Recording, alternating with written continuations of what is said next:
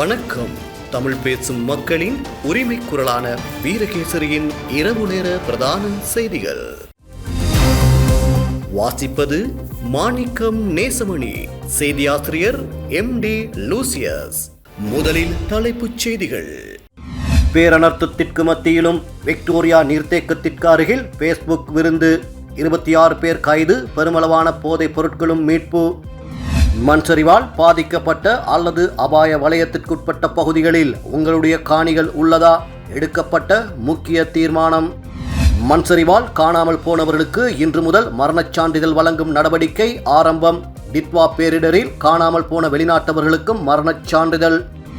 இதுவரை 7 கப்பல்களும் 9 விமானங்களும் வந்துள்ளன. தொடர்ந்தும் வரும் என்கிறது இந்தியா. அனைத்து உதவிகளையும் வழங்க தயார் எனவும் தெரிவிப்பு.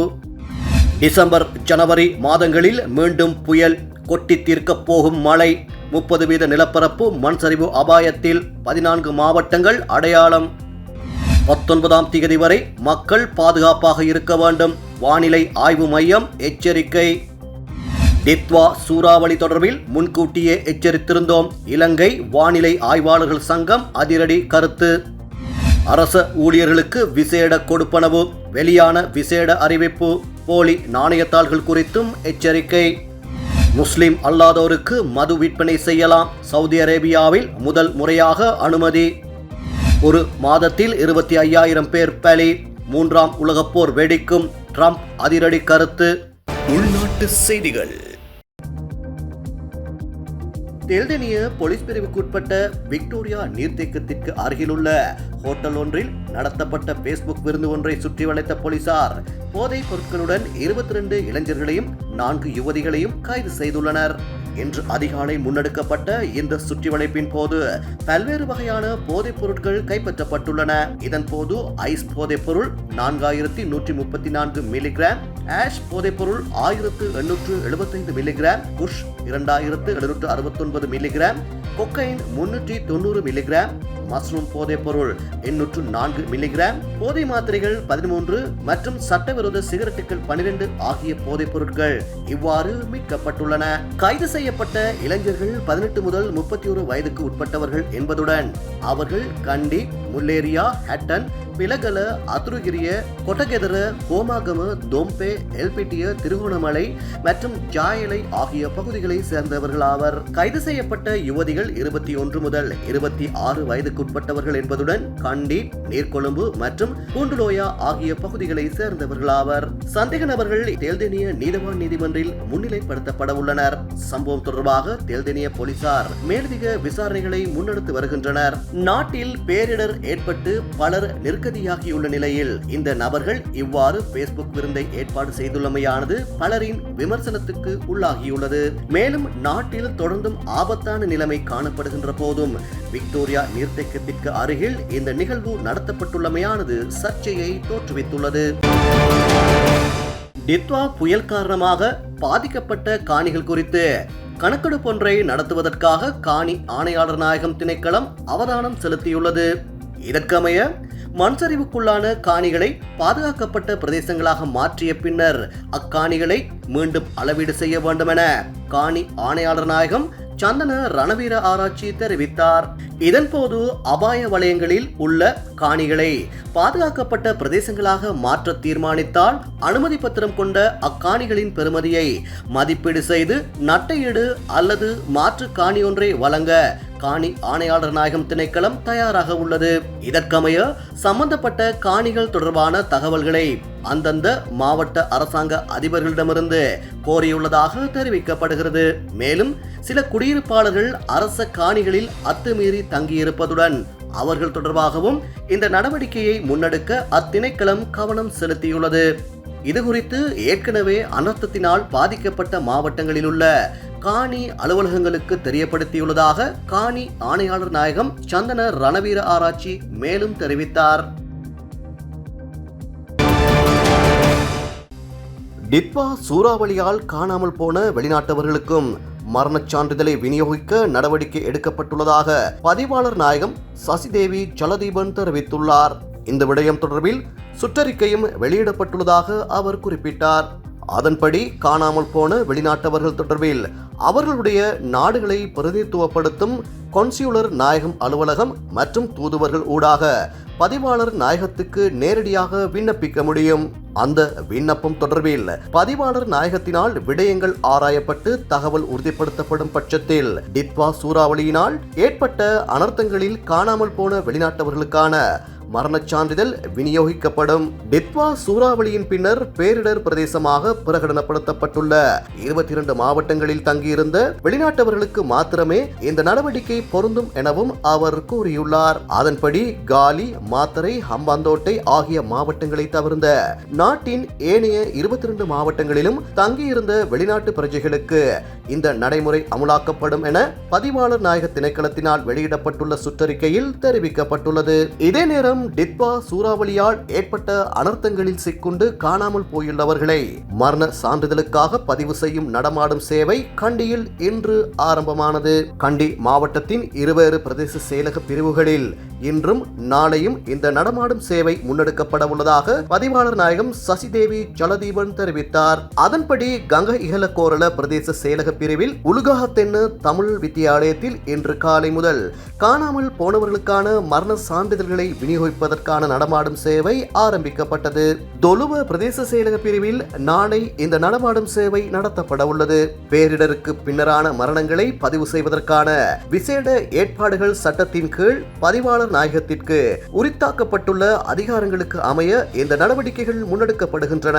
அதன்படி தேசிய பேரிடர் பிரதேசங்களாக அறிவிக்கப்பட்டுள்ள 22 மாவட்டங்களிலும் இந்த விசேட சேவை முன்னெடுக்கப்பட உள்ளதாக பதிவாளர் நாயகம் தெரிவித்துள்ளார். அனர்த்தங்களால் பாதிக்கப்பட்ட மக்களின் நிலையை அறிந்து அவர்கள் தங்கியுள்ள பகுதிகளுக்கே சென்று காணாமல் போனவர்களுக்கான மரண சான்றிதழ்களை வழங்க நடவடிக்கை எடுக்கப்பட்டுள்ளதாக பதிவாளர் நாயகம் சசிதேவி ஜலதீபன் குறிப்பிட்டார்.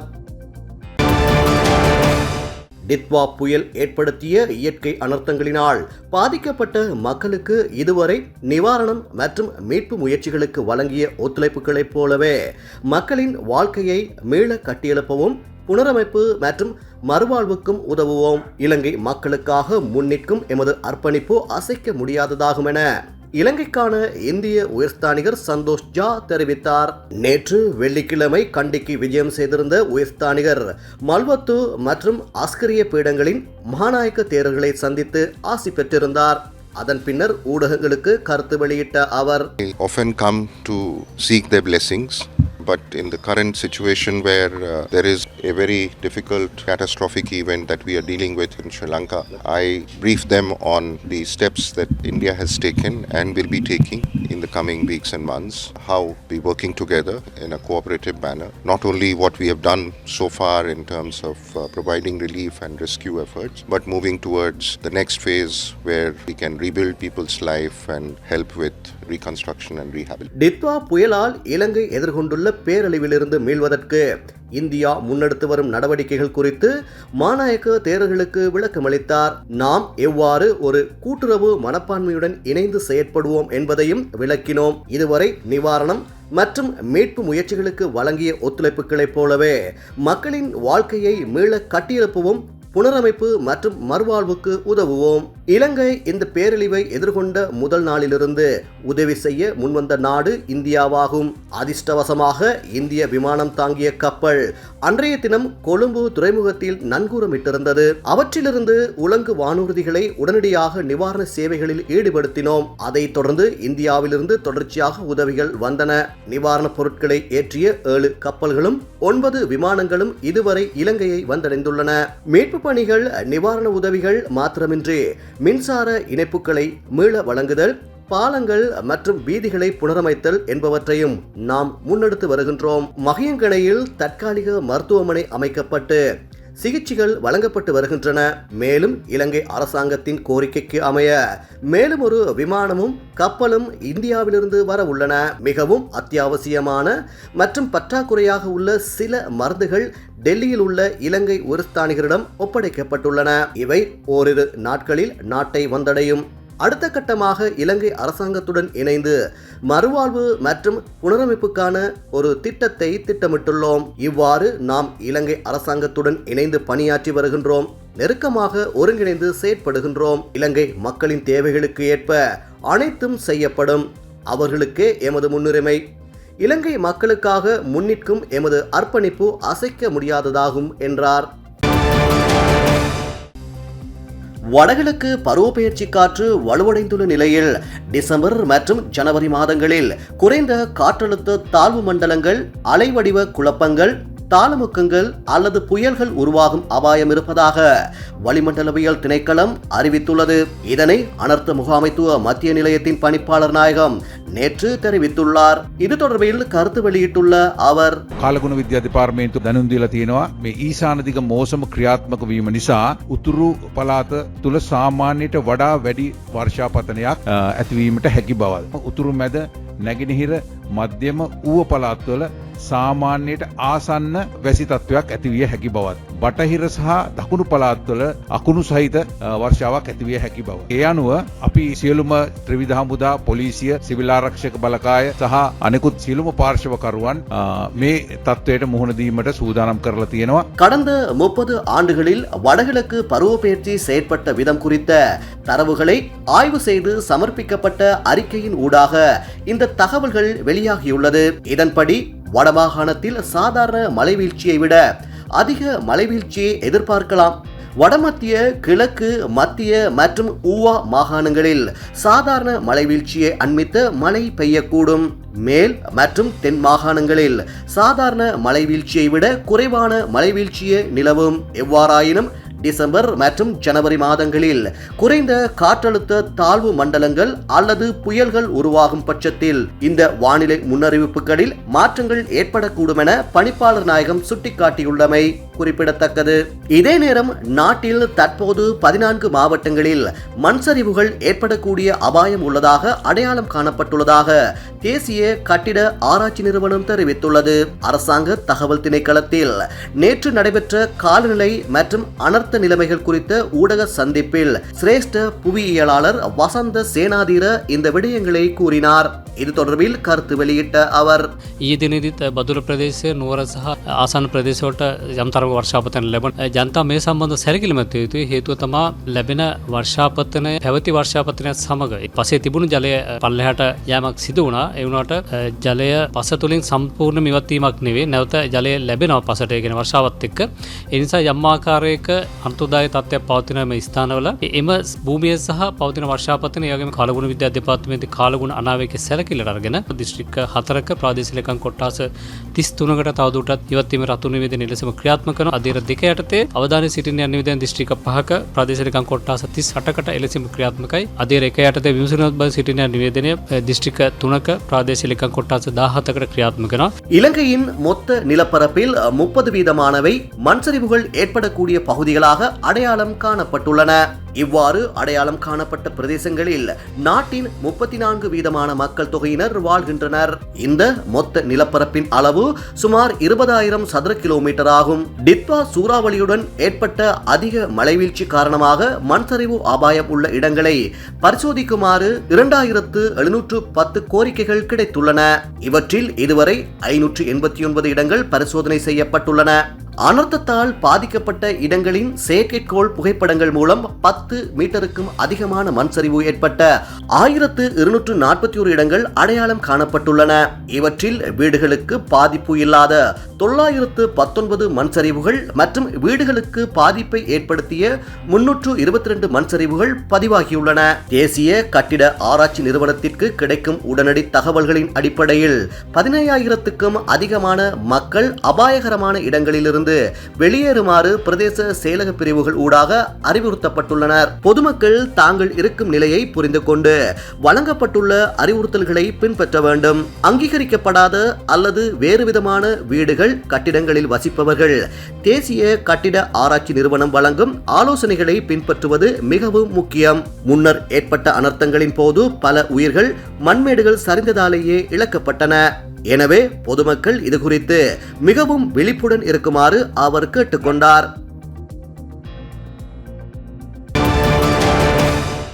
எதிர்வரும் 19ஆம் தேதி வரை நாட்டில் மழை பெய்வதற்கான வாய்ப்புள்ளதாக வானிலை ஆய்வு மையம் வெளியிட்டுள்ள அறிவிப்பில் தெரிவிக்கப்பட்டுள்ளது. அதற்கமைய தற்போது பாதுகாப்பான இடங்களில் தங்கியுள்ள மக்கள் தொடர்ந்தும் அங்கேயே தங்கியிருக்குமாறு தேசிய கட்டட ஆராய்ச்சி நிறுவனம் வேண்டுகோள் விடுத்துள்ளது. கனமழை தனித்திருந்தாலும் 4 மாவட்டங்களில் உள்ள 37 பிரதேச செயலக பிரிவுகளுக்கு மண்சரிவு சிவப்பு எச்சரிக்கை விடுக்கப்பட்டுள்ளது. கனமழையை தொடர்ந்து தேசிய கட்டட ஆராய்ச்சி நிறுவனம் இதுவரை 494 இடங்களை ஆய்வு செய்துள்ளதாக நிறுவனம் சுட்டிக்காட்டியுள்ளது. வடகிழக்கு பருவப்பெயர்ச்சி மழை தீவிரமடைந்ததால் மண்சரிவு சிவப்பு எச்சரிக்கை மேலும் பிறப்பிக்கப்பட்டுள்ளதாக அந்த அமைப்பு தெரிவித்துள்ளது.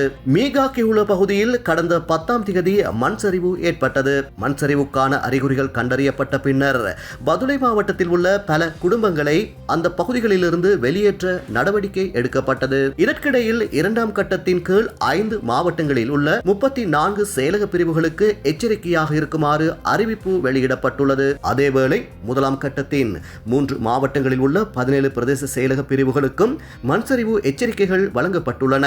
இதே நேரம் வடக்கு, வடமத்திய, கிழக்கு, ஊவா, மத்திய மற்றும் வடமேல் மாகாணங்களில் பல தடவைகள் மழை பெய்யக்கூடும் என வளிமண்டலவியல் திணைக்களம் தெரிவித்துள்ளது. இன்று அதிகாலை வெளியிடப்பட்ட புதிய வானிலை முன்னறிவிப்பின்படி நாட்டின் ஏனைய பகுதிகளில் பிற்பகல் 1 மணிக்கு பின்னர் ஆங்காங்கே மழை அல்லது இடியுடன் கூடிய மழை பெய்யக்கூடும். சில இடங்களில் 50 மில்லிமீட்டருக்கும் அதிகளவான ஓரளவு பலத்த மழை பெய்ய வாய்ப்புள்ளதாக தெரிவிக்கப்படுகிறது. மத்திய மலைநாட்டின் கிழக்கு சரிவு பகுதிகளிலும் வடக்கு, வடமத்திய மற்றும் வடமேல் மாகாணங்களிலும் திருகோணமலை, அம்பாந்தோட்டை மற்றும் முனராகலை மாவட்டங்களிலும் அவ்வப்போது மணித்தியாலத்திற்கு 30 முதல் 40 கிலோமீட்டர் வேகத்தில் பலத்த காற்றும் வீசக்கூடும் என எதிர்பார்க்கப்படுகிறது. சப்ரகமுவ, மத்திய மற்றும் தென் மாகாணங்களின் சில இடங்களில் அதிகாலை வேளையில் பனிமூட்டமான நிலை காணப்படும். இடியுடன் கூடிய மழை பெய்யும் சந்தர்ப்பங்களில் தற்காலிகமாக வீசக்கூடிய பலத்த காற்று மற்றும் மின்னல் தாக்கங்களினால் ஏற்படக்கூடிய பாதிப்புகளை குறைத்துக் கொள்ள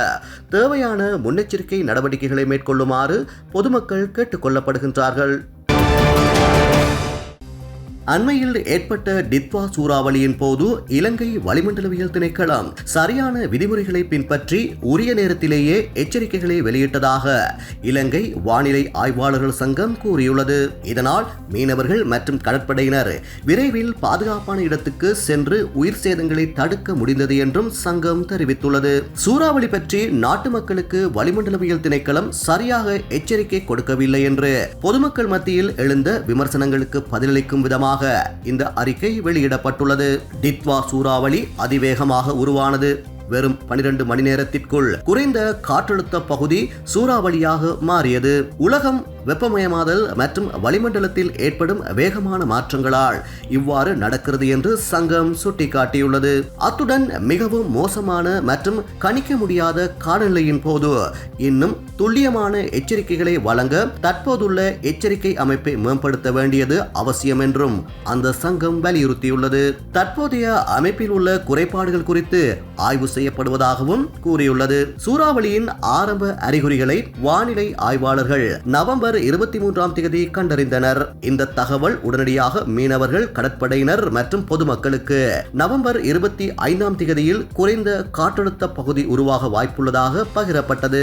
நவம்பர் 24 புதிய தரவுகளின் அடிப்படையில் சூறாவளி இன்னும் தூரத்தில் இருந்த போதே செம்மஞ்சள் எச்சரிக்கை உட்பட கடல்சார் எச்சரிக்கைகள் வழங்கப்பட்டன. பொதுமக்களுக்கும் நிலைமை தெரிவிக்கப்பட்டது. இந்நிலையில் வானிலை ஆய்வு திணைக்களம் நவம்பர் 13ஆம் தேதி அன்று சூறாவளியை கணித்துவிட்டதாக கூறப்படும் செய்தி பொய்யானது என்று அந்த சங்கம் திட்டவட்டமாக மறுத்துள்ளது. எந்த வானிலை ஆய்வு முறையினாலும் பல வாரங்களுக்கு முன்பே சூறாவளியை துல்லியமாக கணிக்க முடியாது என்றும் அந்த சங்கம் கூறியுள்ளது. இந்த வானிலை ஆய்வு திணைக்களமும் நவம்பர் 23ஆம் தேதி பிற்பகல் 2:30க்கு வெளியிட்ட அறிக்கையிலேயே புயல் உருவாவதை முதலில் உறுதி செய்தது என்றும் இலங்கை வானிலை ஆய்வாளர்கள் சங்கம் தெரிவித்துள்ளது. அரசு ஊழியர்களுக்கு சிறப்பு முற்பணம் வழங்க முடிவு செய்யப்பட்டுள்ளதாக தகவல் வெளியாகியுள்ளது. பொது நிர்வாக அமைச்சின் செயலாளர் அலோக பண்டார வெளியிட்ட சுற்றறிக்கையில் இந்த விடயம் தெரிவிக்கப்பட்டுள்ளது. அந்த அறிக்கையின்படி அரசு ஊழியர்களுக்கு 4000 ரூபாய் வரை சிறப்பு முற்பணம் வழங்கப்படும் என குறிப்பிடப்பட்டுள்ளது. சிறப்பு வங்கிக் கடன்கள் அல்லது முன்னர் பெறப்பட்ட சிறப்பு முற்பணங்களுக்கான தவணைகளை திருப்பிச் செலுத்த தவறிய எந்த ஒரு அரசு ஊழியருக்கும் இந்த கொடுப்பனவு பொருந்தாது என்றும் சுற்றறிக்கையில் தெளிவுபடுத்தப்படுகிறது. இந்த கொடுப்பனவுகள் அடுத்த வருடம் ஜனவரி 1ஆம் தேதி முதல் பிப்ரவரி 28ஆம் தேதி வரை வழங்கப்படும் என கூறப்படுகிறது.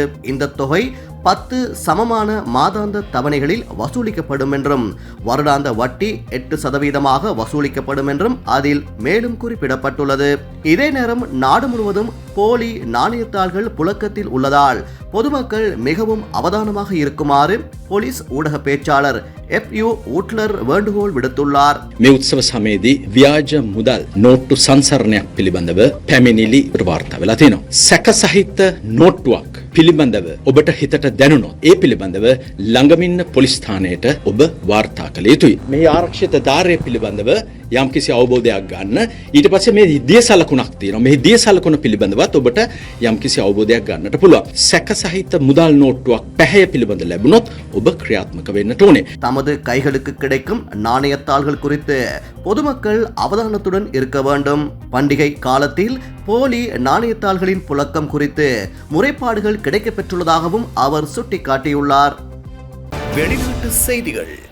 சவுதி அரேபியா தனது கடுமையான மதுபான விதிகளில் குறிப்பிடத்தக்க தளர்வை அறிவித்துள்ளது. முதன்முறையாக சவுதி அரேபியாவில் வசிக்கும் முஸ்லிம் அல்லாத வெளிநாட்டு ஊழியர்களுக்கு மதுபானம் விற்க அனுமதி வழங்கப்பட்டுள்ளது. இருப்பினும் இந்த அனுமதிக்கு ஒரு முக்கிய நிபந்தனை விதிக்கப்பட்டுள்ளது. அதாவது மதுபானம் வாங்க விரும்புவோர் மாதம் இலங்கை மதிப்பில் 40 லட்சம் ரூபாவுக்கு மேல் வருமானம் ஈட்டுபவராகவும் பிரீமியம் குடியுரிமை பெற்றவராகவும் இருக்க வேண்டும். தற்போது ரியாத்தில் உள்ள ஒரே ஒரு மதுபான கடையில் மாத்திரமே இந்த விற்பனை நடைபெறும். சவுதியின் விஷன் 2030 வளர்ச்சி திட்டத்தின் ஒரு பகுதியாக திறமையான சர்வதேச நிபுணர்களை நாட்டிற்கு ஈர்க்கும் நோக்குடன் இந்த புதிய மாற்றங்கள் கொண்டுவரப்பட்டுள்ளதாக கூறப்படுகிறது. இந்த தளர்வு நாட்டின் மீதான உலக பார்வையை மாற்றுவதற்கான ஒரு படியாக பார்க்கப்படுகிறது. ரஷ்யா மற்றும் உக்ரைன் இடையில் நடக்கும் மோதல் காரணமாக கடந்த மாதம் மட்டும் 25,000 பேர் உயிரிழந்துள்ளதாகவும் இது 3ஆம் உலகப் போருக்கு வழிவகுக்கும் எனவும் அமெரிக்க ஜனாதிபதி டொனால்ட் ட்ரம்ப் தெரிவித்துள்ளார். ரஷ்யா மற்றும் உக்ரைன் இடையே கடந்த சில ஆண்டுகளாக போர் நீடித்து வருகிறது. இந்த போரை நிறுத்துவதற்கு ட்ரம்ப் எடுத்த முயற்சிகள் அனைத்தும் தோல்வியில் முடிந்துள்ளன. இருப்பினும் அடுத்த கட்ட முயற்சியாக போரை நிறுத்துவதற்கு இரு நாடுகளுக்கும் இடையிலான அமைதி பேச்சுவார்த்தையை விரைவுபடுத்தியுள்ளார்.